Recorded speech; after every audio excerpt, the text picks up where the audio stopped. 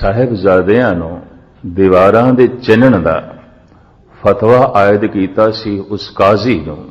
ਅਗਰ ਦੇਖੋਗੇ ਬਾਹਰ ਤੇ ਬੜਾ ਚਾਨਣਾ ਸੀ, ਕੁਰਾਨ ਦੀ ਤਲਾਵਤ ਕਰਦਾ ਸੀ, ਤਸਬੀਹ ਹੱਥ ਦੇ ਸੀ, ਬਗਲ ਵਿੱਚ ਕੁਰਾਨ ਸ਼ਰੀਫ ਵੀ ਸੀ, ਬੜਾ ਚਾਨਣਾ ਸੀ। ਚਾਨਣਾ ਇਸ ਤਰ੍ਹਾਂ ਦਾ ਔਰੰਗਜ਼ੇਬ ਦੇ ਕੋਲ ਵੀ ਸੀ, ਤਸਬੀਹ ਵੀ ਫੇਰਦਾ ਸੀ, ਅੰਮ੍ਰਿਤ ਵੇਲੇ ਵੀ ਉੱਠਦਾ ਸੀ, 5 ਵਕਤ ਨਮਾਜ਼ ਵੀ ਪੜ੍ਹਦਾ ਸੀ, ਰੋਜ਼ੇ ਵੀ ਰੱਖਦਾ ਸੀ। ਔਰ ਇਸ ਤੋਂ ਇਲਾਵਾ ਹੱਥ ਨਾਲ ਟੋਪੀਆਂ ਬਣਾਉਂਦਾ ਸੀ, ਕੁਰਾਨ ਸ਼ਰੀਫ ਲਿਖਦਾ ਸੀ, ਉਹ ਬਾਜ਼ਾਰ ਵਿੱਚ ਵਿਕਦੀ ਸੀ, ਉਹਨਾਂ ਪੈਸਿਆਂ ਦੀ ਰੋਟੀ ਖਾਂਦਾ ਸੀ, ਖਜ਼ਾਨੇ ਦੇ ਪੈਸੇ ਦੀ ਰੋਟੀ ਵੀ ਨਹੀਂ ਖਾਂਦਾ ਸੀ।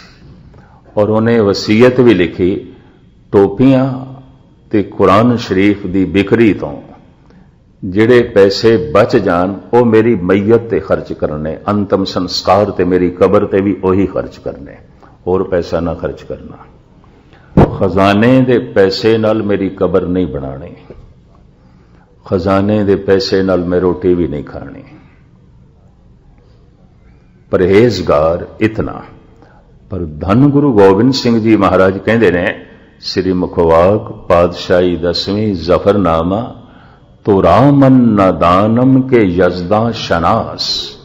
ਤੂੰ ਖੁਦਾ ਸ਼ਨਾਸ ਨਹੀਂ ਹੈ, ਤੈਨੂੰ ਕੱਖ ਵੀ ਸਮਝ ਨਹੀਂ। ਕੀ ਹੋਇਆ ਜੇ ਤੂੰ ਨਮਾਜ਼ੀ ਹੈ? ਕੀ ਹੋਇਆ ਜੇ ਤੂੰ ਤਸਬੀਹ ਫੇਰਦਾ ਹੈ? ਕੀ ਹੋਇਆ ਜੇ ਤੂੰ 2 ਵਕਤ ਕੁਰਾਨ ਦੀ ਤਲਾਵਤ ਕਰ ਲੈਂਦਾ ਹੈ? ਤੇ ਜੇ ਕੀ ਹੋਇਆ ਤੂੰ ਰਮਜ਼ਾਨ ਦੇ ਮਹੀਨੇ 30 ਦੇ 30 ਰੋਜ਼ੇ ਵੀ ਰੱਖ ਲੈਂਦਾ ਹੈ, ਔਰ ਇਸ ਤੋਂ ਇਲਾਵਾ ਜ਼ਕਾਤ ਵੀ ਦੇਂਦਾ ਹੈ, ਮਿਹਨਤ ਕਰਕੇ ਰੋਟੀ ਵੀ ਖਾਂਦਾ ਹੈ। ਸ਼ਰਅ ਦੇ ਤਲ ਤੇ ਤੂੰ ਠੀਕ ਹੈ, ਕ੍ਰਿਤ ਦੇ ਤਲ ਤੇ ਤੂੰ ਠੀਕ ਹੈ, ਨੀਅਤ ਦੇ ਤਲ ਤੇ ਤੂੰ ਬੈਠਾ ਹੈ, ਵਿਚਾਰਾਂ ਦੇ ਤਲ ਤੇ ਤੂੰ ਗਲਤ ਹੈ। ਤੋ ਰਾਮਨ ਨਾਦਾਨਮ ਕੇ ਯਜ਼ਦਾਂ ਸ਼ਨਾਸ, ਬਰਾਮਦ ਜ਼ਾਤੋ ਕਾ ਰਹਾ ਦਿਲ ਖਰਾਸ਼। ਸਮਾਜ ਦੀ ਨਿਗਾਹ ਦੇ ਤੂੰ ਚੰਗਾ ਬਣਨ ਲਈ ਐਸਾ ਕਰਦਾ ਹੈ ਤਾਂ ਠੀਕ ਹੈ, ਸਮਾਜ ਤੈਨੂੰ ਚੰਗਾ ਮੰਨ ਰਹੀ ਹੈ, ਖੁਦਾ ਦੀ ਦ੍ਰਿਸ਼ਟੀ ਤੂੰ ਚੰਗਾ ਨਹੀਂ ਹੈ। ਤੂੰ ਉਹ ਕੰਮ ਕੀਤੇ ਨੇ ਜਿਹਦੇ ਨਾਲ ਲੋਕਾਂ ਦੇ ਦਿਲਾਂ ਨੂੰ ਚੋਟ ਪਹੁੰਚੀ ਹੈ, ਖਰਾਸ਼ ਪਹੁੰਚੀ ਹੈ। ਖੁਦਾ ਸ਼ਨਾਸ ਖਰਾਸ਼ ਨਹੀਂ ਪਹੁੰਚਾਉਂਦਾ। ਮੈਂ ਇੱਕ ਦਫਾ ਫਿਰ ਦੁਹਰਾਵਾਂ, ਕਰਮ ਕ੍ਰਿਤ ਕਰਮ ਵਿਚਾਰ। ਤਨ ਦੇ ਤਲ ਤੇ ਕੀਤਾ ਕਰਮ, ਮਨ ਦੇ ਤਲ ਤੇ ਕੀਤਾ ਕਰਮ। ਜ਼ਬਾਨ ਨਾਲ ਹੱਥਾਂ ਨਾਲ ਜੋ ਬਾਹਰ ਪ੍ਰਗਟ ਹੋਵੇ ਇਹਨੂੰ ਕਹਿੰਦੇ ਨੇ ਕਰਮ ਕ੍ਰਿਤ, ਤੇ ਮਨ ਦੇ ਅੰਦਰ ਜੋ ਚਲੇ ਕਰਮ ਵਿਚਾਰ, ਕਰਮ ਨੀਅਤ, ਕਰਮ ਭਾਵਨਾ।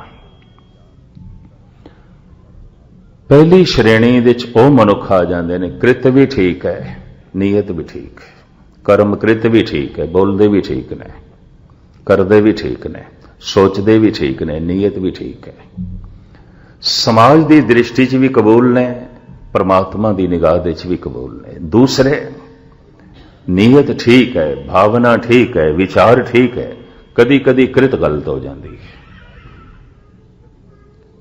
ਇਹ ਪਰਮਾਤਮਾ ਦੀ ਨਿਗਾਹ ਦੇ 'ਚ ਤੇ ਕਾਬਲੇ ਕਬੂਲ ਨੇ, ਸਮਾਜ ਨੂੰ ਕਬੂਲ ਨਹੀਂ ਹੋ ਸਕਦੇ। ਜੇ ਬਾਹਰੋਂ ਭੁੱਲ ਚੁੱਕ ਬੋਲਦੇ ਭੀ ਖਰੇ ਹਰ ਭਾਣੇ, ਕੋਈ ਗੱਲ ਨਹੀਂ। ਈਸ਼ਵਰ ਦੀ ਨਿਗਾਹ ਦੇ 'ਚ ਇਹ ਖਰੇ ਨੇ, ਖੋਟੇ ਨਹੀਂ ਨੇ। ਨੀਅਤ ਠੀਕ ਹੈ, ਬੁਨਿਆਦੀ ਤੌਰ ਤੇ ਠੀਕ ਨੇ, ਸੋਚਣੀ ਠੀਕ ਹੈ। ਅਗਰ ਕੁਝ ਗਲਤ ਹੋ ਜਾਂਦਾ ਹੈ ਤਾਂ ਸੋਚ ਕੇ ਨਹੀਂ, ਨੀਅਤ ਨਾਲ ਨਹੀਂ, ਵਿਚਾਰ ਕੇ ਨਹੀਂ, ਹੋ ਗਿਆ। ਇਹ ਕਬੂਲ ਨੇ ਪਰਮਾਤਮਾ ਨੂੰ। ਇਹ ਗੱਲ ਵੱਖਰੀ ਹੈ ਕਿ ਕਿਧਰੇ ਕਿਧਰੇ ਸਮਾਜ ਇਨਕਾਰੀ ਹੋ ਸਕਦਾ ਹੈ, ਕਾਨੂੰਨ ਸਜ਼ਾ ਵੀ ਦੇ ਸਕਦਾ ਹੈ, ਲੇਕਿਨ ਈਸ਼ਵਰ ਦੀ ਨਿਗਾਹ ਵਿੱਚ ਇਹ ਕਾਬਲੇ ਕਬੂਲ ਨੇ, ਪ੍ਰਵਾਨ ਨੇ। ਤੀਸਰਾ, ਕਰਮ ਕ੍ਰਿਤ ਬੜੀ ਮਹਾਨ ਹੈ ਔਰ ਸਮਾਜ ਦੇ ਵਿੱਚ ਬੜੀ ਪ੍ਰਤਿਸ਼ਠਾ ਬਣੀ ਹੋਈ ਹੈ ਵੀ ਬੜਾ ਮਹਾਨ ਬੰਦਾ ਹੈ, ਸੇਵਾ ਕਰਦਾ ਹੈ, ਦਾਨ ਕਰਦਾ ਹੈ, ਪੁੰਨ ਕਰਦਾ ਹੈ, ਸਤਸੰਗੀ ਹੈ, ਬੜਾ ਚੰਗਾ ਹੈ, ਕ੍ਰਿਤ ਬੜੀ ਚੰਗੀ। ਜੋ ਕੁਝ ਵੀ ਕਰਦਾ ਉਸ ਦੇ ਨਾਲ ਲੋਕਾਂ ਦੀ ਤਾਮੀਰ ਹੁੰਦੀ ਹੈ, ਜਗਤ ਦੀ ਉਸਾਰੀ ਹੁੰਦੀ ਹੈ।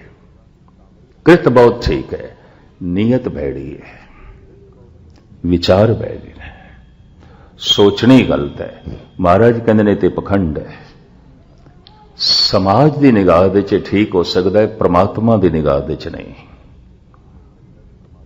ਕਾਨੂੰਨ ਦੀ ਨਜ਼ਰਾਂ 'ਚ ਇਹ ਕਾਬਲੇ ਕਬੂਲ ਹੋ ਸਕਦਾ ਹੈ, ਗੁਰੂ ਦੀ ਨਜ਼ਰਾਂ 'ਚ ਕਬੂਲ ਨਹੀਂ। ਇਹ ਤੇ ਪਖੰਡ ਹੈ। ਕਰਮ ਧਰਮ पाखंड जो दिसे। यही पखंड औरंगजेब कोल सी, यही पखंड बहुती दुनिया कोल हुंदा है। मैं बहुत ते विस्तार से ना बयान करना, पता नहीं कितना सुनन दा हाजमा हुंदा है मनुख दा। आम धार्मिक अनुभवी पुरुष कहन लग पए ने पखंड ही पखंड है राजनैतिक दुनिया च, और होना चाहिए वो खड़ा ही इसते है। पर बदकिस्मती है पखंड ही पखंड है धार्मिक दुनिया च, जो पखंड ते खड़ा नहीं होना चाहिए। सारी राजनीति पखंड ते खड़ी है। राजनैतिक कहंदा कुछ है, करदा कुछ है, होंदा कुछ है, लेकिन धर्म दी दुनिया भी इसते ही खड़ी हो गई है। कृत ठीक है, नीयत ठीक नहीं। कृत बिल्कुल ठीक है, सोचनी ठीक नहीं है। कृत ठीक है, भावना ठीक नहीं है। कर्म धर्म पाखंड जो दिसे, ये जो दिखाई दे रहा है सिर्फ दिखाई दे रहा है चंगा, पर है नहीं चंगा। दिखाई दे रहे जो दिसे, ये तीसरी श्रेणी। चौथी, कृत भी भैड़ी है, विचार भी भैड़े ने। कर्म कृत भी गलत है, कर्म विचार भी गलत है। ना ये बंदा समाज नूं कबूल, ना ये परमात्मा नूं कबूल, ना ये लोक नूं कबूल है, ना परलोक नूं कबूल। ये दोवें लोग गवंदा है। समाज भी इसनूं कबूल नहीं करता, क्योंकि कृत नहीं ठीक। परमात्मा की निगाह दे च भी काबिले कबूल नहीं, क्योंकि नीयत ठीक नहीं है, भावना ठीक नहीं है, विचार ठीक नहीं है। कर्म विचार, कर्म नीयत भावना ते कर्म कृत दे सुमेल नाल बहुत वड्डियां तामीरां होंदियां ने, और मनुख नूं वो कुछ प्राप्त हो जाता है जो उसके सुपनियां च भी नहीं आता। ऐसा कुछ प्राप्त हो जाता है। इस वास्ते साहिब कहते हैं, मैं देखदा ब्रह्मंड दे च की कुछ नहीं है। मनुख ही मिट जाता है, पदार्थ नहीं मिटता है। मनुख ही मिट जाता है, परमात्मा ते व्यापक है।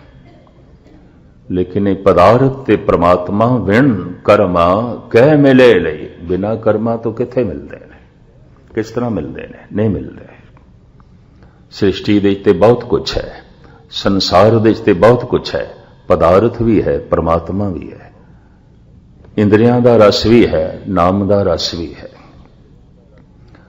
पदार्थों के सुख भी ने, परमात्मा का आनंद भी है।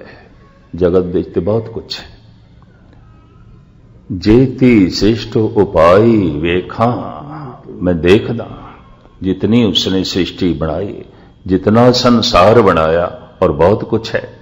सृष्टि दे च महारस भी है, सृष्टि दे च इंद्रियां दे रस भी ने, सृष्टि दे च बाहर दियां सहूलतां भी ने, सृष्टि दे च अंदर दा आनंद भी है। पर वेखा, महाराज कहते मैं देखदा विण कर्मा कह मिले लई, बिना कर्मा तो की प्राप्त होंदा है? कुछ भी नहीं प्राप्त होंदा।